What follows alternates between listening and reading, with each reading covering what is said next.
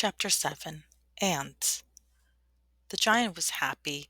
It was good to be able to help the villagers, and all he had to do was stretch out his legs and relax.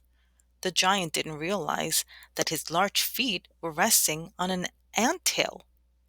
Thousands of angry ants stormed out of their home and onto the giant's feet. At first, the giant thought something was tickling him as the ants swarmed over his soles and onto his toes. He wriggled his toes, but it didn't help.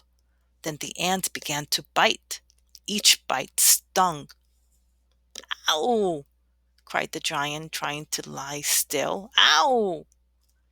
He wanted to shake the ant off, but he wasn't able to move because the villagers were walking along his legs.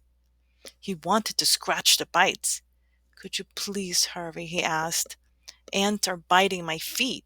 The villagers did not believe that creatures as small as ants could annoy an enormous giant. But they did as he asked and hurried along his legs to his island. Bravely, the giant sat still until the last villager had climbed off his legs. As the boy led them away to get salt from the cave in the hills, the giant lifted his bare feet from the ant hill. Quickly, he bent his knees and shook his feet as hard as he could over the sea.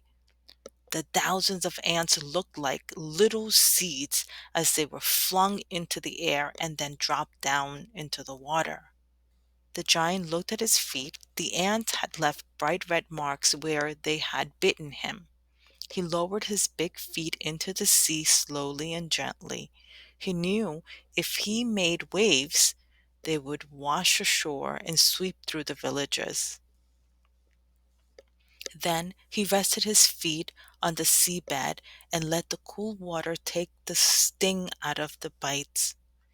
While he waited for the villagers to return, he ate their gifts of boiled rice with prawns and dried fish. "I must ask them to bring dried squid next time," he thought. He closed his eyes and thought about the cave. This was the first time he hadn't waited outside it to make sure no one was hurt. He hoped there were no salt slides. The giant was asleep with his feet still on the seabed when the villagers returned with their bamboo baskets filled with salt. He woke with a start. "How are the ant bites?" the villagers asked the giant. The giant chuckled. "Well, there are a lot fewer ants on your island now, thanks to me," he laughed. The villagers laughed with him. They liked this enormous man. They wouldn't go back to their island just yet. They'd stay a while and keep him company.